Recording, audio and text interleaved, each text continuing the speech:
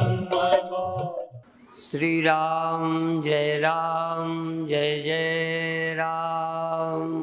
श्री राम जय जय राम। श्री राम जय जय राम। श्री राम जय जय राम। आजकल हर कथावाचक के साथ हेल्पर रहते हैं। मैं अकेले बोलता रहा हूँ, अकेले ही बोलूँगा, कोई हेल्पर नहीं रखता कि साथ में। अब हेल्पर लायक मेरा गला ही नहीं है, ठीक है। तो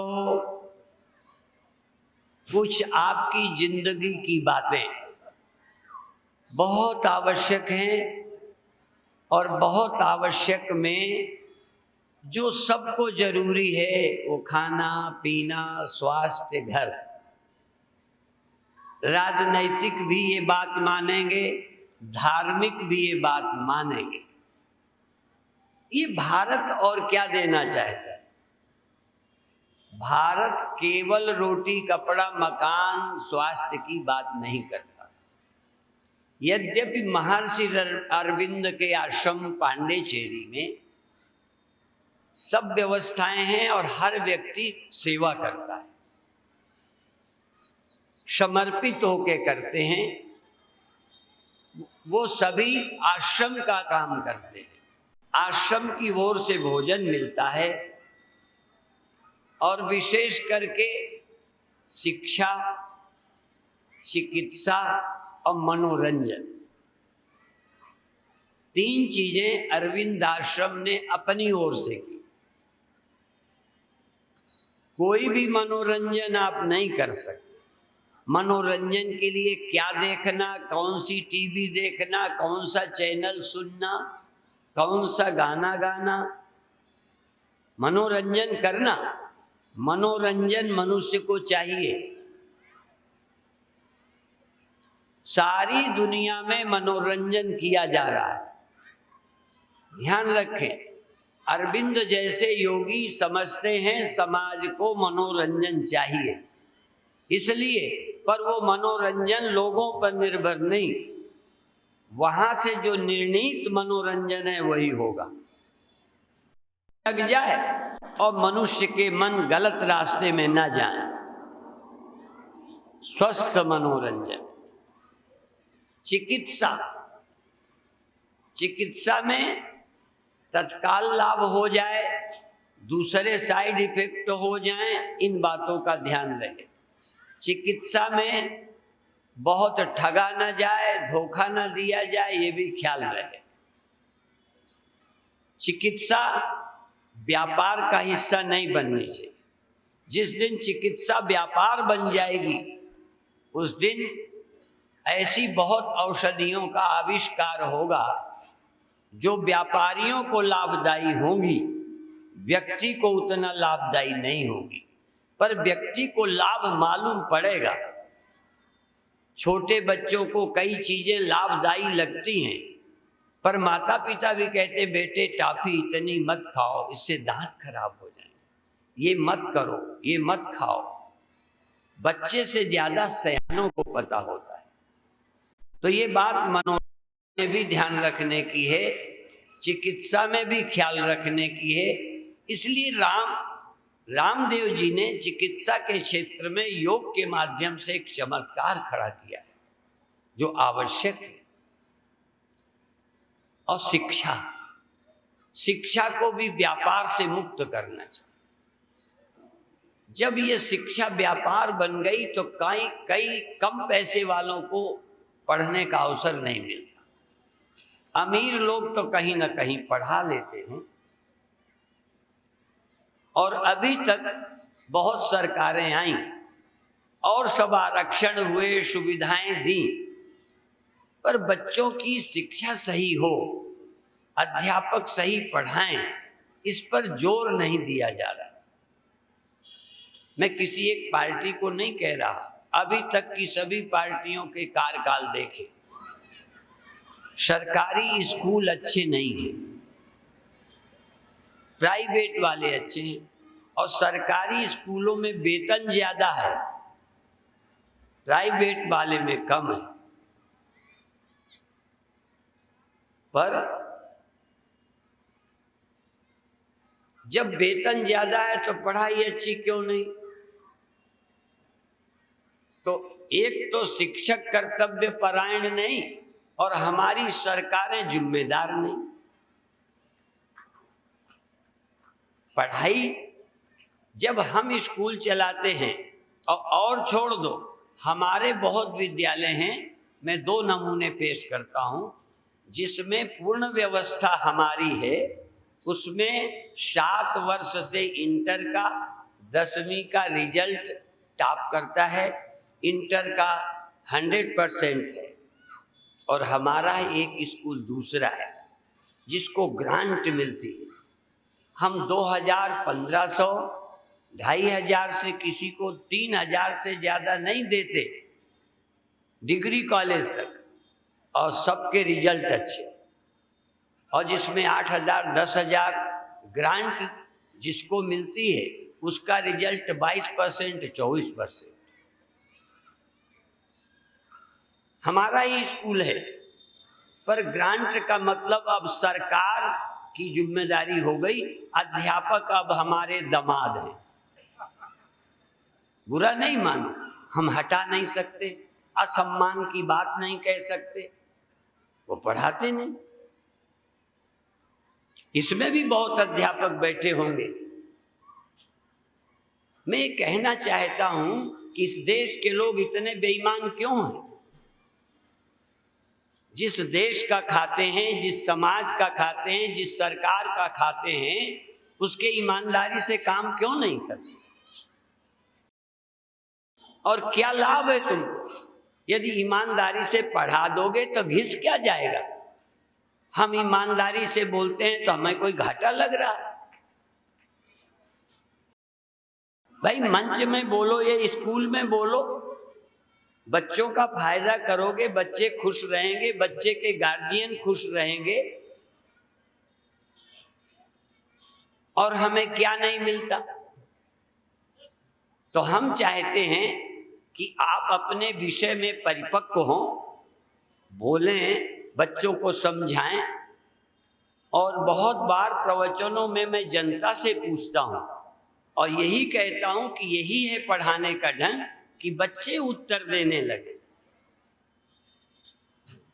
इतना गंभीर विषय उपनिषदों का मैं जनता के बीच बोलता हूं क्योंकि उस पर मैंने मेहनत की है।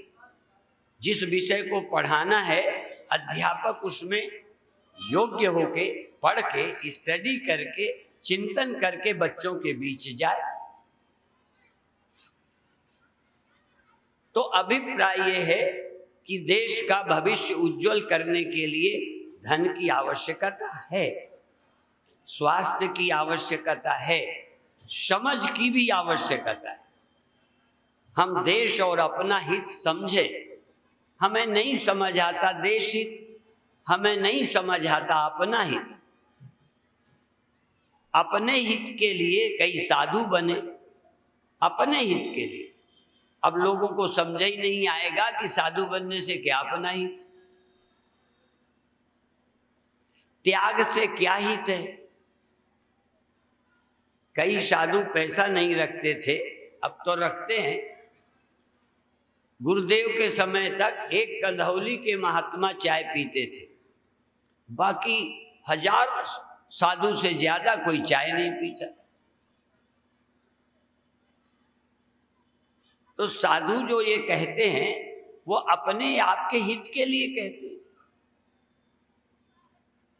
अभी चरित्र की अच्छी कथा चल रही थी, भी क्यों मना करती है रामायण? रामायण क्या अफीम दे रही है?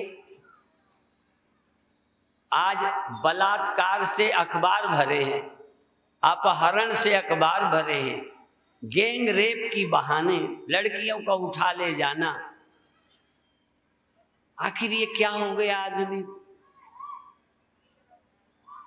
एक तो प्रशासन ढीला, और ये प्रचार मीडिया हमारी संस्कृति को, मान्यताओं को ध्वस्त कर दिया। जिस मान्यता के कारण हम जवानी में ठीक रहते थे, जिस मान्यता के कारण राजा होके भी हम अन्यायी नहीं होते थे, संगठित और ताकतवर होने पर भी हम सुरक्षा के लिए थे, किसी को नुकसान पहुंचाने के लिए नहीं। चाहे वो जाति संगठन हो, बुरा नहीं है। जाति संगठित होकर जाति का भला करें, जाति संगठित होकर देश का भला करें, लक्ष्य एक हो और स्वार्थ। देखो, राम के लिए एक श्लोक आता है, नीति प्रीति परमारथ स्वार्थ, को न राम सम जान यथारथ। राम नीति जानते हैं, राम प्रीति जानते हैं, राम स्वार्थ भी समझते हैं, परमार्थ भी समझते हैं। कोई स्वार्थ में अंधा हो गया, परमार्थ भूल गया। कोई प्रीति में पागल हो गया। आज आधा समाज प्रीति में पागल है, लव का भूत सवार है, नीति भूल गए। हम नीति पूर्वक प्रेम करें, नीति पूर्वक सम्मान करें, सम्मान लें। हमारे यहाँ सम्मान देना, सम्मान लेना।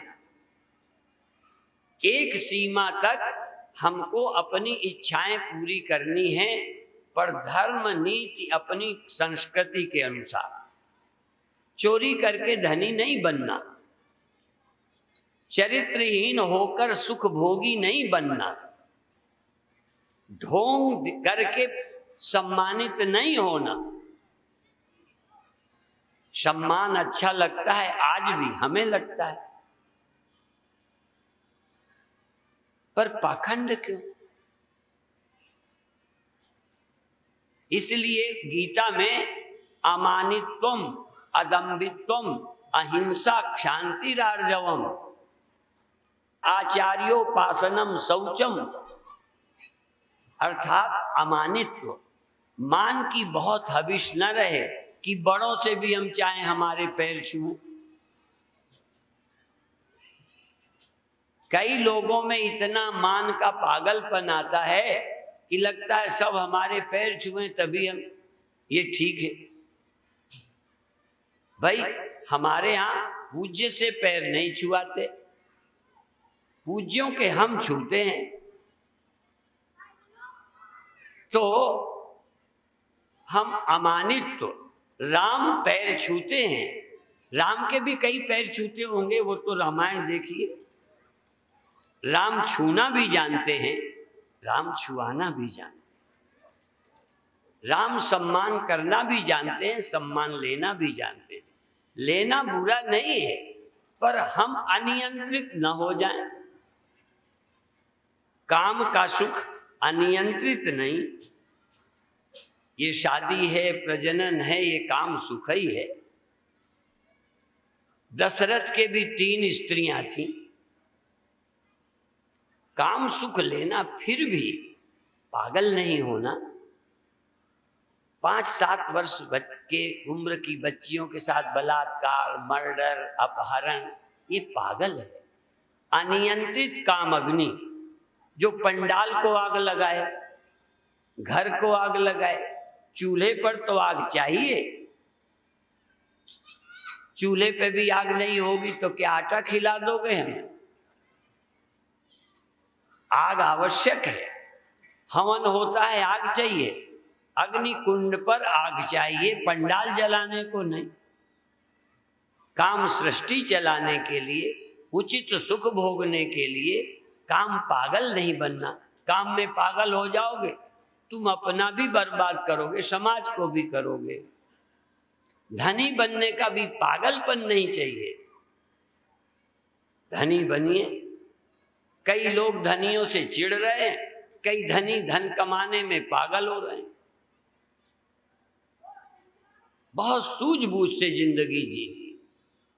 तो धनी बनिए, स्वस्थ बनिए, काम सुख भोगिए, कहा है।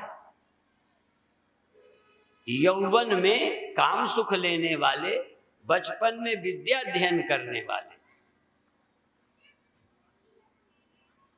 बचपन में विद्या अध्ययन में रत, जवानी में काम सुख धन कमाना, और वार्धक्य मुनि वृत्ति नाम, और वृद्धावस्था में मुनि वृत्ति, ऋषि भजनानंदी, प्रभु का चिंतन, जाना ही है। अब जिनको छोड़ना ही है और मरते दिन तक नहीं छोड़ रहे, अब देखिए ना, दिखता ही नहीं कि कल छोड़ देंगे। यदि 2 दिन से साधु की तरह रहने लग जाओ तो क्या बिगड़ेगा। समझो हम नहीं हैं दुनिया में, नहीं है कोई हमारा, वैसे भी ऐसे ही चले जाओगे। अभी अभी कथा में भी ये विषय आ रहा था। सवाल हवा की तरह बात नहीं उड़ानी। किसी सज्जन ने मेरे से पूछा है कि कल आप बोल रहे थे, बहुत ठीक है, बिल्कुल सत्य है कि शरीर मैं नहीं हूं, पर कहते थे, कहा है कि ये शमशानिया ज्ञान है। जैसे शमशान में जाते हैं तो उस समय वैराग्य होता है, जब बाप को जलाते हो, हाँ, पत्नी मर जाती है, बेटा जवान नहीं रहता है। कभी कभी दोस्त, एक इंदौर में विद्यार्थी मिला, उसका साथी विद्यार्थी नहीं रहा, वो पूछे कहाँ जाता है, क्या होता है। अब विद्यार्थी में जिज्ञासा जग गई, कहाँ गए होंगे। और मैं रोज वेदांत तो बोलता था, खूब सुनता हूं कि कुछ नहीं है, जन्म मरण फलाना ढेमाका, आना जाना नहीं, आत्मा अचल है, सनातन है, कहीं जाती नहीं, ये रोज मैं बोलता। पर एक मेरे गुरु भाई मरे। जब गुरु भाई मरे तो लगने लगा कहाँ गए होंगे, क्या हुआ होगा, कहाँ जाते हैं, नरक गए होंगे कि स्वर्ग गए होंगे कि ब्रह्म में लीन हुए होंगे, प्रश्न उठा। सचमुच जब कोई नजदीकी मरता है, वैसे कहोगे पाप पुण्य सब ऐसा ही वैसा है। पूज्य ब्रह्मानंद जी महाराज कई बार कुछ बातों का खंडन करते थे।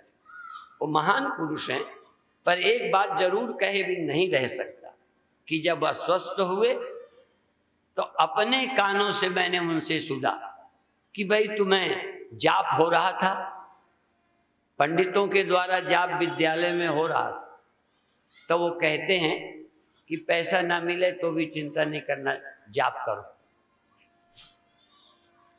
जब अपनी मौत नजदीक दिखती है तो अनुष्ठान और जाप में भी कल्याण बुद्धि हो गई। वैसे मंत्रों का खंडन करेंगे, अरे कुछ नहीं रखा।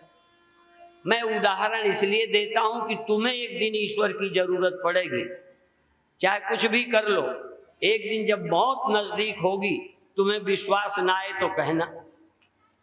ये मौत ऐसी चीज है कि अच्छे अच्छों का दिमाग ठिकाने कर दे। एक बुढ़िया, एक स्त्री जो पति से तालमेल नहीं था, पति जो कहे उल्टे कर, वो कहे सत्संग में जाना है, कहे नहीं जाना, वो कहे ये करना है, कहे नहीं करना। तो महात्मा से जाके दुखी होके बोला कि मेरी पत्नी तो उल्टे ही चलती है। उन्होंने थोड़ी स्कीम बताई, पति को और आगे दिमाग चल गया। पति को ये कहा कि तो उल्टा कह दिया कर, सत्संग में जाना हो तो कह देना रामलीला मैदान में सत्संग हो रहा है, नहीं जाना, न जाऊंगा न जाने दूंगा। तो आपे कहेगी मैं तो जाऊंगी, उल्टा बोलना। तो ये स्कीम कई जगह तो ये काम ले लिया, पर फिर एक दिन उसको खुराफात आगे सूझा। कहता है बधाई माओ से कानपुर गंगा स्नान करने नहीं जाना, चाहे दुनिया जाए हम नहीं जाएंगे। वो कहती हम तो जाएंगे। उन्होंने कहा यदि नहीं मानती जाती है तो भोजन नहीं ले जाना। मैं तो ले जाऊं, भोजन भी बनाया। अब आराम से चले गए, गंगा के किनारे कहता है कि किनारे ना आना है, आगे नहीं जाना। मैं तो जाऊंगी। अब वो चली गई। अब भादों की गंगा बह गई तो केवटों ने जाल लगाया, पकड़ने का इंतजाम हुआ। जाल लगाया पूरब को, जिधर को गंगा बह रही थी उधर को आगे जाके। अरे कहते भैया उधर जाल मत लगाओ, वो उल्टी चलती थी, इधर गई होगी। तो बाकी मल्लाहों ने कहा कि तब की बात जाने दो, चाहे कितना उल्टी चली हो, अब तो सीधा बहेगी। ये जवानी चाहे जिधर बहा दे, एक दिन मौत और बुढ़ापा तुम्हें सीधा करके छोड़ेगा।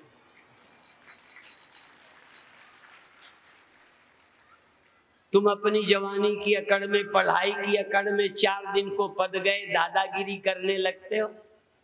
पदों में बैठ के राम की तरह बने रहो। कोई सांसद विधायक हो जाता है, कोई मिनिस्टर हो जाता है, पता नहीं क्या हो जाता है, मैं तो कहूंगा पागल हो जाता है। जो पदों में जाके पागल नहीं होता वह राम हो जाता है। मैं खंडन ही नहीं करता, जिसके ऊपर पद नहीं चढ़ जाता, जो पद में बैठा है पद उसके ऊपर नहीं बैठा, जो धन में बैठा है धन उसके ऊपर नहीं बैठा। हमारा काम है हम सिर पे नहीं लादें पदों को। जैसे हम पद के पहले हैं वैसे ही पद के बाद हैं। और इतना ही नहीं, जो ये समझने लगेगा आज शरीर में हैं और जैसे हम शरीर में रह के हैं ऐसे ही हम बिना शरीर के रहेंगे। फर्क है शरीर के रहते, शरीर के साथ रह के कुछ काम करेंगे, शरीर नहीं होगा तो विश्राम करेंगे। उसमें हमें तकलीफ क्या है? पद में रहेंगे तो काम करेंगे, सेवा करेंगे, नहीं तो पद में नहीं रहेंगे तो ना करेंगे। पद में हैं तो हमको कुछ अधिकार हैं, उनका सदुपयोग कर देंगे। पद हमारे लिए नहीं है, पद सेवा का अवसर है। मिट्टी में घड़ा अकड़ने के लिए नहीं है, मिट्टी में घड़ा स्वार्थ के लिए नहीं है, मिट्टी में घड़ा परमार्थ के लिए। और जिस दिन घड़ा न रहेगा मिट्टी मिट्टी रहेगी। घड़ा बनने से मिट्टी को लाभ नहीं है, घड़ा बनने से मिट्टी ने लोगों को लाभ पहुंचा दिया। घड़ा नहीं रहेगा तो मिट्टी का क्या बिगड़ना है? ऐसे ही तुम लोग शरीर है, पद है, योग्यता है, क्षमता है तो समाज के काम कर लो, नहीं रहेगा तो राम राम कर लो।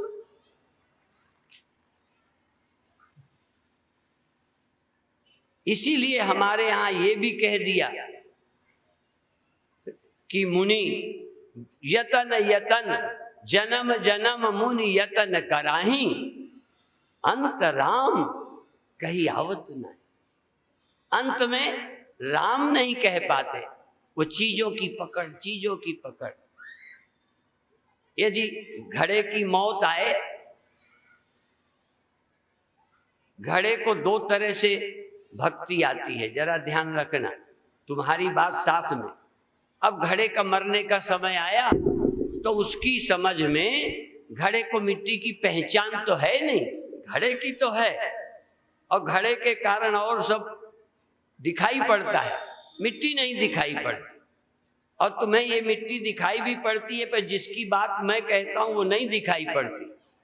घड़े को घड़ा, सकोरा, दीवालें दिखाई पड़ती हैं, उनकी शत्रुता मित्रता दिखाई पड़ती है। मौत का समय आ गया, अब सुन रखा है कि मिट्टी रक्षा करती। अब वो चिल्लाता है, हे मिट्टी आओ मुझे बचा लो।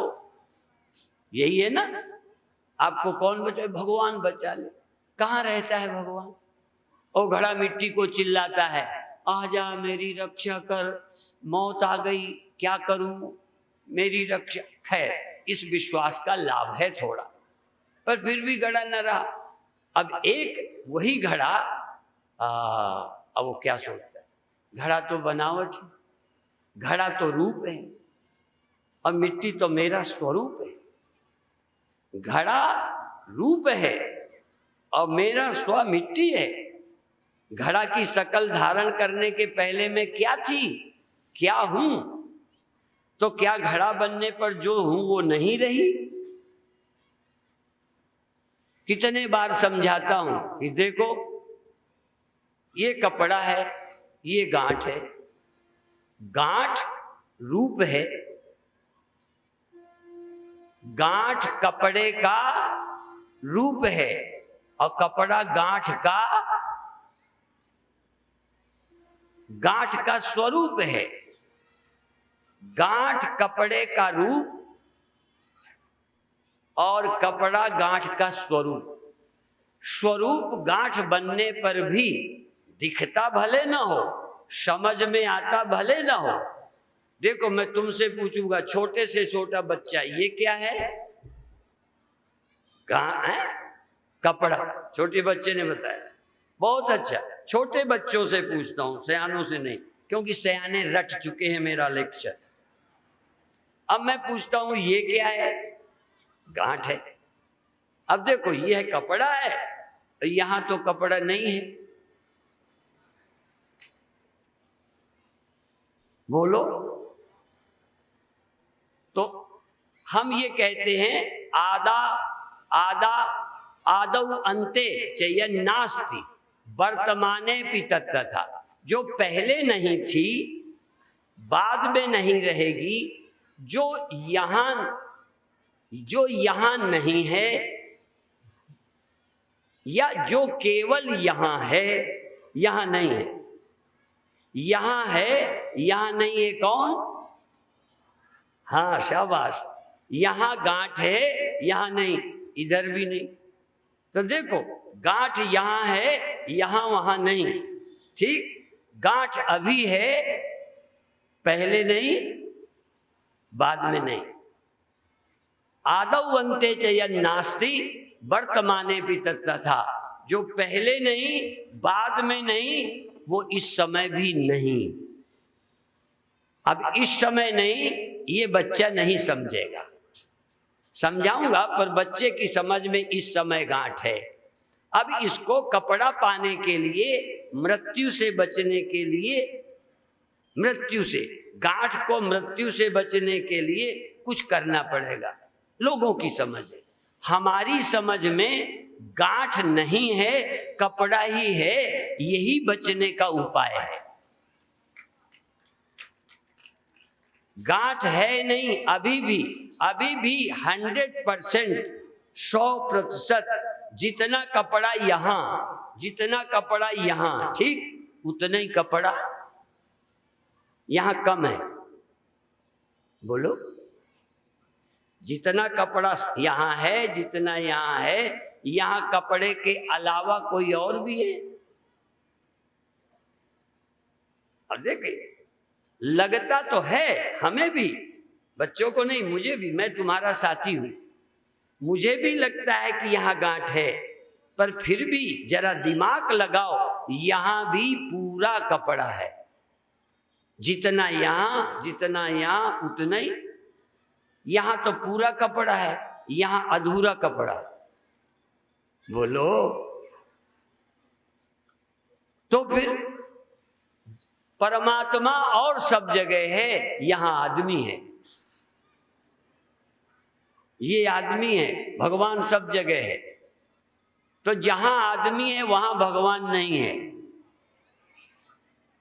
बात तो इतनी सी है। अभी एक बेटी ने कहा था कि भगवान कैसे मिलेगा? बिना गुरु के भगवान न किसी को मिला है न मिलेगा। कुछ कर लीजिए, भगवान का पता ही नहीं, मिल कैसे जाएगा? तो मैंने अभी तभी तो कहा, घड़े ने मिट्टी सुन रखी है, जानते ही नहीं घड़ा कहाँ मिल जाएगी। और जानता होता तो घड़े को मिल जाएगी कि मिली है। अच्छा, कई बच्चे कहेंगे कि गांठ जब खत्म होगी तब ये गांठ क्या हो जाएगी? कपड़ा हो जाएगी। अब इस समय कपड़ा नहीं है। हाँ, कपड़ा ही है। शाबाश। इस समय आप ब्रह्म नहीं हो, मरोगे तब हो जाओगे। समाधि में हो जाओगे, अभी नहीं हो। फिर समाधि क्या है? समाधि ये आंखें बंद करने का नाम समाधि नहीं है। मैं दावे से कह रहा हूं, सिर्फ कपड़े को समझ, एक गांठ को समझ है कि कपड़े के अलावा कुछ नहीं है, हो गई समाधि। और फिर बताऊं, अब देखो ये एक और बात अभी मजेदार है।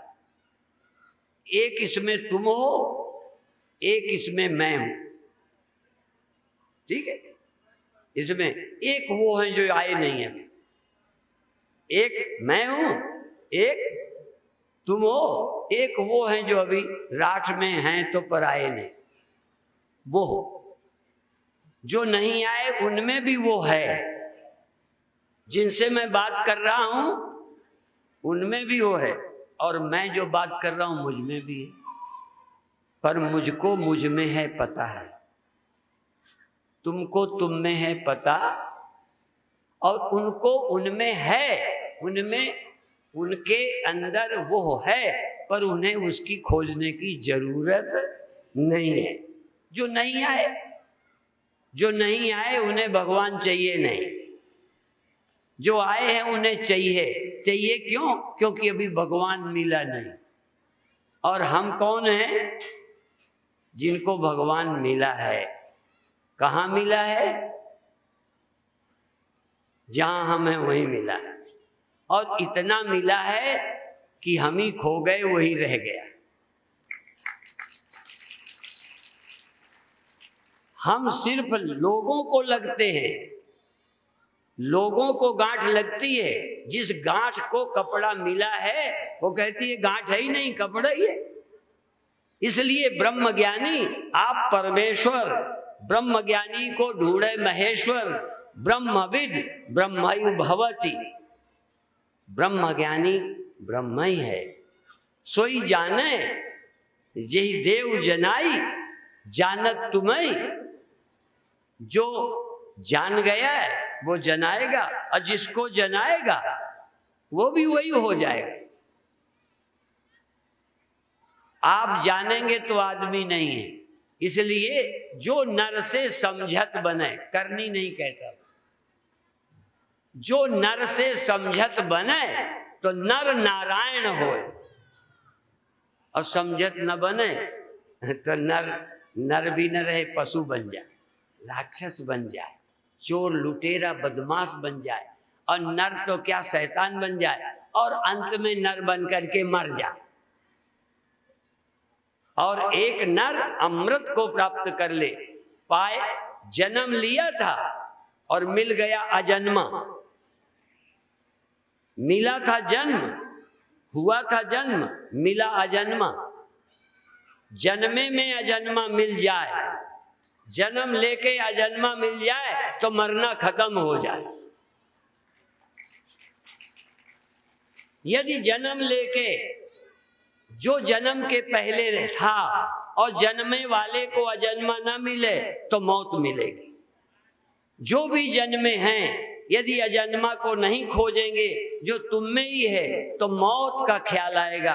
और जिसे अजन्मा मिल जाएगा, देह मन इंद्रियां ये जिसमें चमक रही हैं, जिसके कारण मैं गांठ है, मैं में ही वो है जो सब जगह है। अब देखो, तुम्हारी मैं वहां, ये मैं यहां, वो मैं वहां।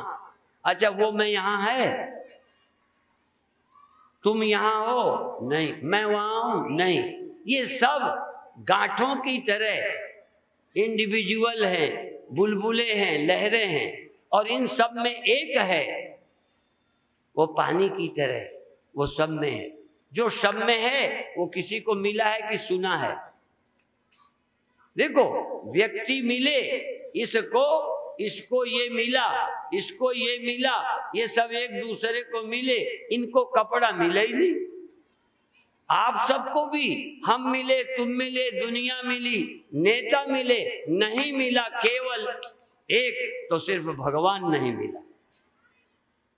और हम चाहते हैं कोई दोस्त कभी मिले ना मिले, कभी पत्नी भी है, कभी दफ्तर है, कभी तुम कहीं हो, कभी बॉम्बे में, कभी कलकत्ता में, कोई कभी मिले कभी बिछुड़े, एक है जो तुमसे भगवान कभी न बिछुड़े और तुम भगवान से कभी न बिछुड़े।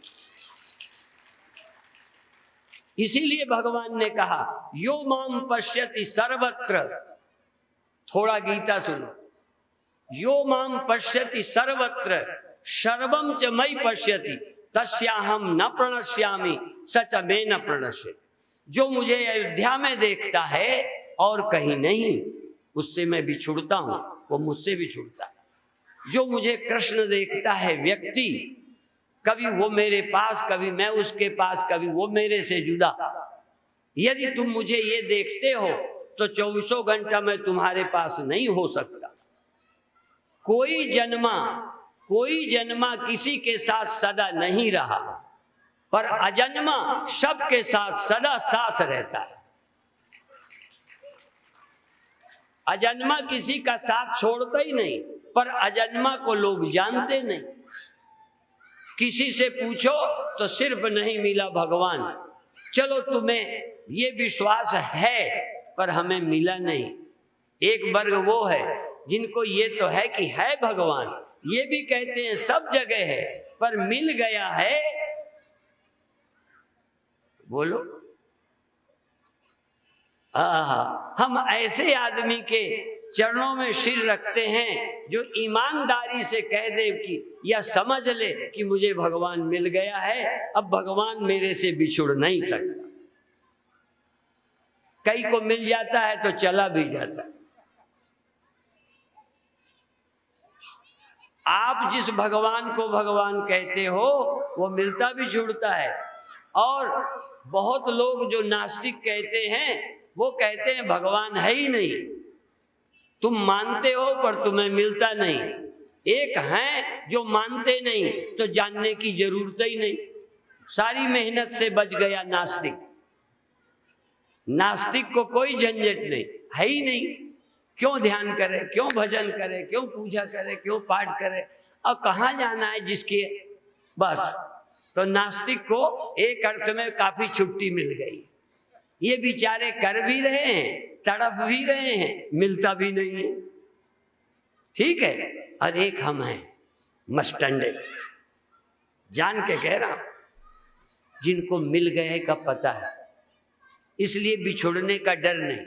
इसलिए अब हम छुट्टा, पाने खोने की चिंता से मुक्त। और जिसे पाना और खोना है वो झूठ है, जिसे पाया गया रहेगा नहीं वो झूठ।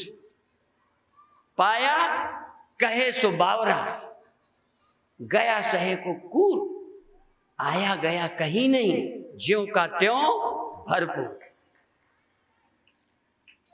जो मिला है वो हमेशा पास रह सकता नहीं, कब बिछुड़ जाए ये कोई राज कह सकता नहीं।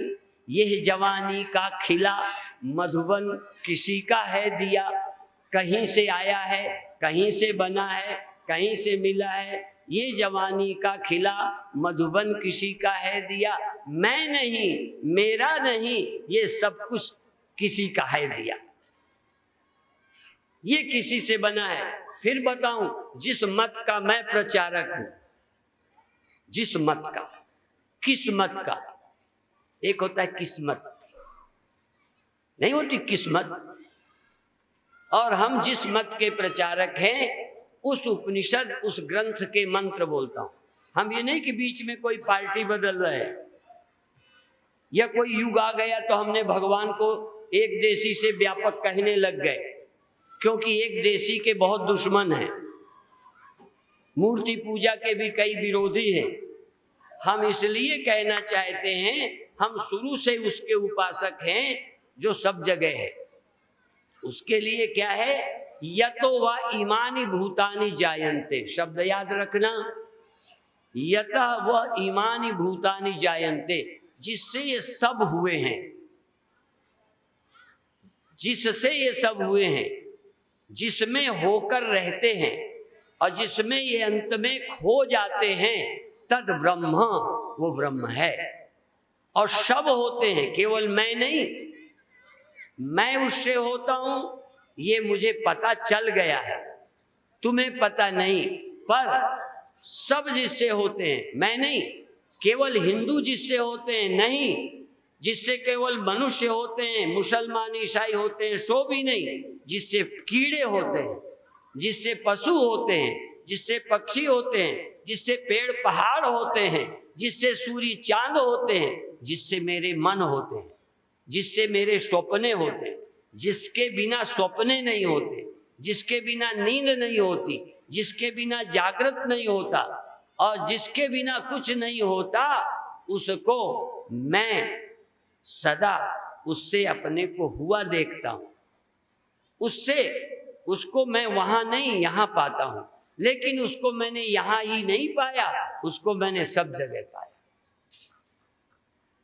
इसलिए और फिर बताऊं, मैं ब्रह्मा को भी और अपने को भी, एक अर्थ में ब्रह्मा भी रहते नहीं।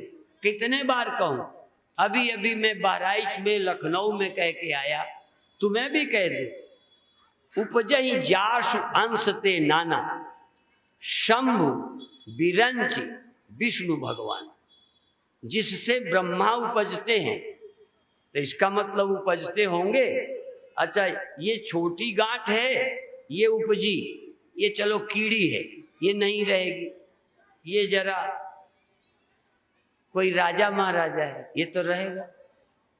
अच्छा, ये कोई और है, उपजे चाहे ब्रह्मा, उपजे चाहे विष्णु, उपजे चाहे शंकर, जिसके उपजे जासु अंश ते नाना,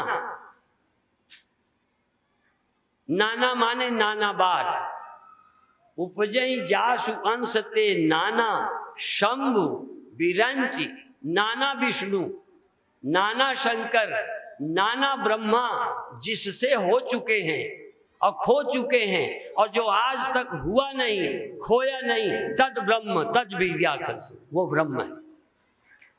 जिससे परमानंद हो चुके हैं, अखंडानंद हो चुके हैं, ब्रह्मानंद हो चुके हैं, और सब संसारानंद, विषयानंद, भोगानंद, चोरानंद, लुटेरानंद, सब जिससे हुए हैं, जिसमें रहते हैं और सब खो जाते हैं। जो आज तक हुआ नहीं, आज तक खोया नहीं, खो सकता नहीं, जिसके अस्तित्व को मूर्ख लोग नकार तो सकते हैं पर समाप्त नहीं कर सकते।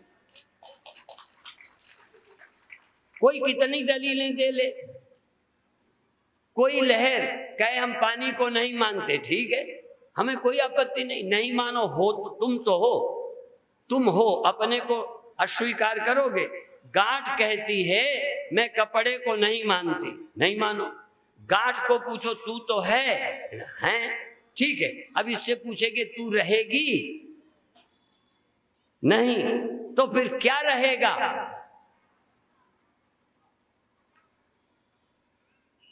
और तू पहले से था कि हुआ है? गांठ से पूछो तू हुई है, कहेगी हाँ हुई हूं, तो तू काहे से हो गई और अब किसमें है और बाद में कौन रहेगा?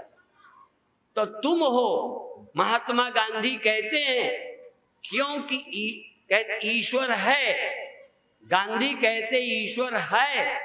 पूछा गया तो क्यों? क्योंकि मैं हूं।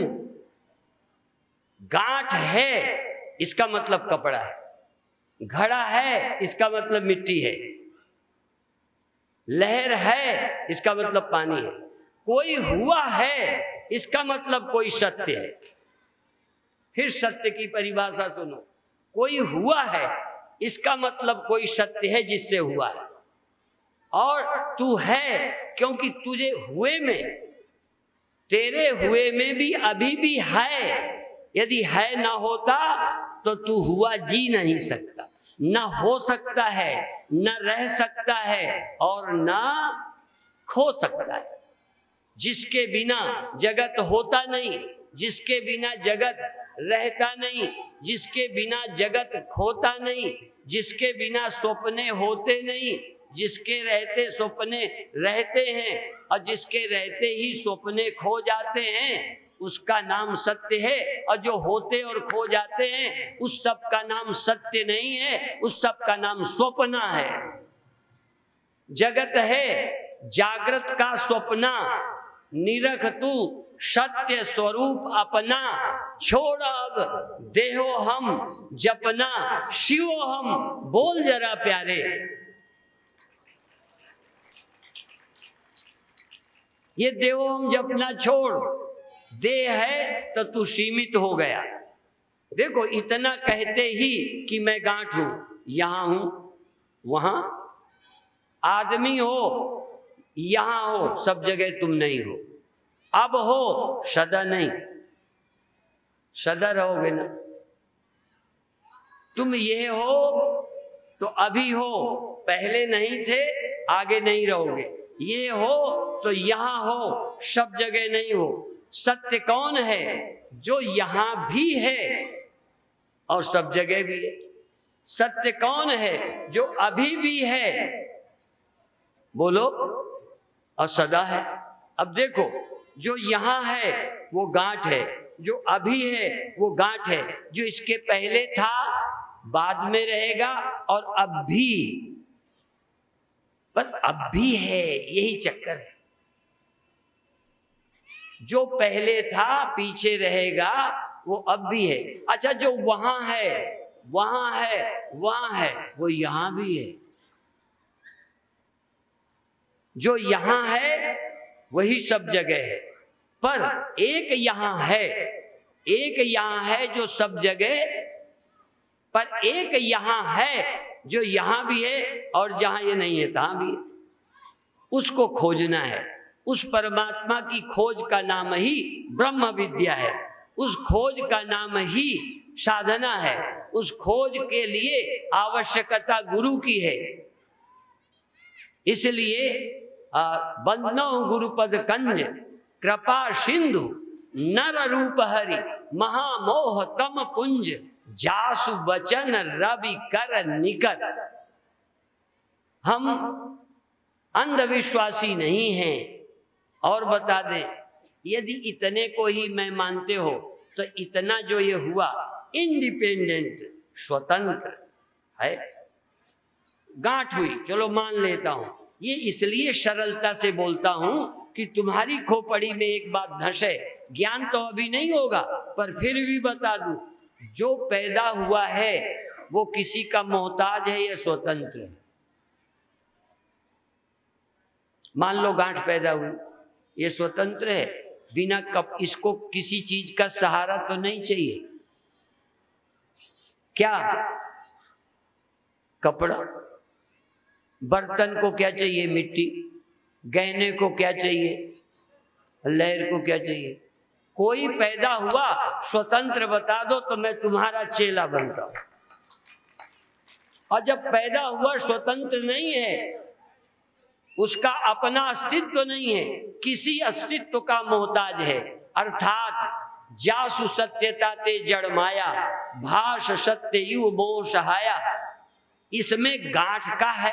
गांठ में, गांठ तुम्हें है लगती है, मुझे भी लगती है, ध्यान रखो।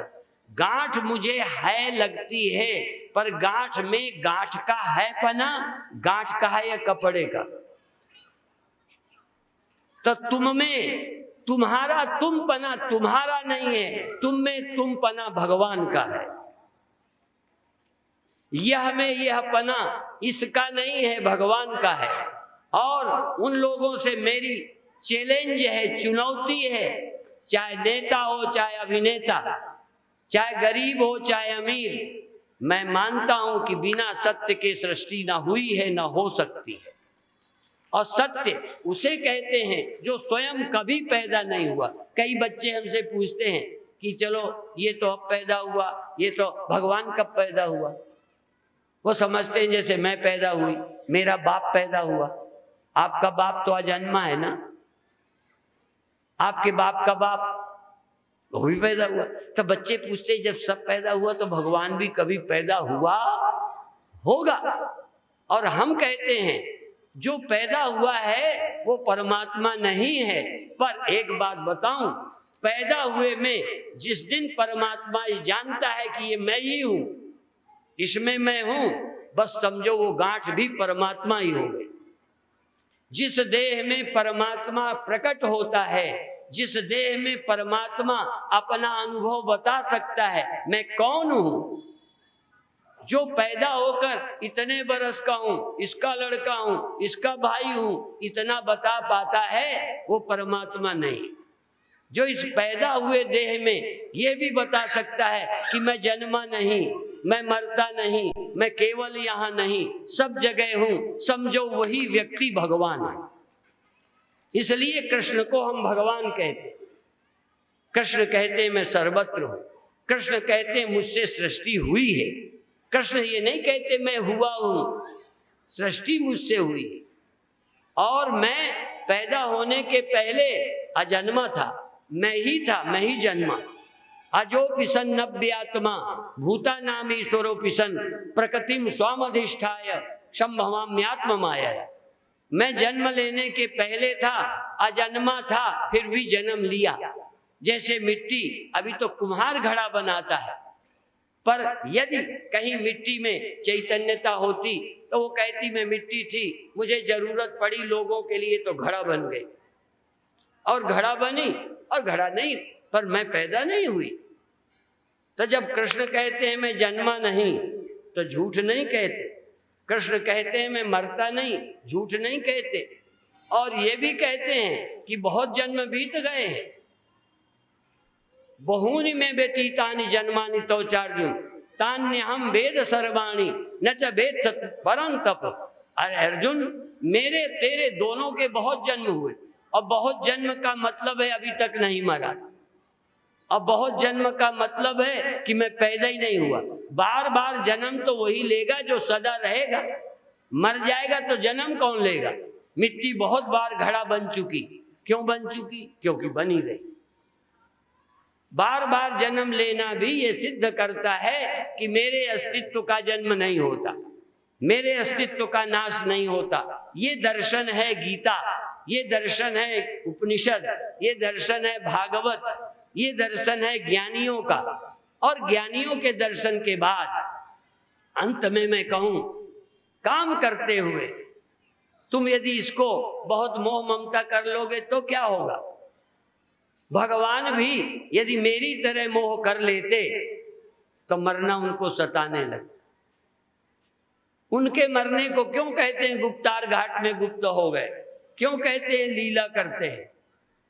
तुम भी जिस दिन सत्य को जान जाओगे, तुम्हारा जन्म, तुम्हारा होना, तुम्हारा मरना लीला है, और अजन्मा अविनाशी तुम्हारा अस्तित्व है, वो लीला नहीं है, उसकी ये सब लीला है। तो सब लीला ही है, क्या चिंता करना, क्या भयभीत होना, क्या शोक करना। ये समझ पैदा करो और आनंद में रहो। बाकी जब तक शरीर है काम करिए।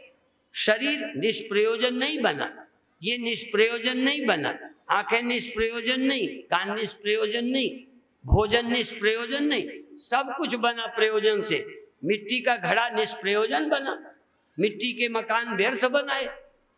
अच्छा, तो फिर क्या करें, ये सब बना तो हम समस्या में फंस गए। इसलिए ओखली के भीतर और चोट के बाहर, शरीर में रहो, संसार में रहो और मौत तुम्हें छू न सके। व्यक्ति रहो और विराट हो जाओ, व्यक्ति रहो, दिखाई पड़ो राम की तरह, कृष्ण की तरह, और समझ में तुम ब्रह्म रहो। गीता हमको बहुत नर से नारायण बनाती है, मानव को ब्रह्म बना देती है, मुक्त कर देती है। इस विचार का आदर करते हुए समाज में जीना सीखिए और उस परम लाभ को प्राप्त करिए। मैं समझता हूँ ये कल का समापन दिन है। कल सुबह भी योग का कार्यक्रम रामदेव जी के प्रशिक्षकों के द्वारा यहाँ होता है। बड़ी खुशी की बात है, आज अधिक से अधिक संख्या में उसका भाग लीजिए। उसी में बाद में मैं भी ध्यान कराऊंगा, थोड़ी देर को आऊँगा। देश भर में हम कार्यक्रम करते रहते हैं, तो आपसे भी निवेदन, ये मरने वाले धोंधे की ज़्यादा चिंता क्या करना। और इसके द्वारा काम हुए, देखो वो घड़ा कुम्हार बनाता है, हम विचित्र घड़े हैं, हम घड़े से घड़े बनाते रहे, घड़े से घड़े बनते रहते। तुम भी घड़ा हो, घड़ा बना जाते हो, घड़े घड़े बनाते रहते। और इस सब के पीछे परमात्मा छिपा है, उसका ध्यान करिए, निश्चिंत रहिए। ओम शांति शांति शांति।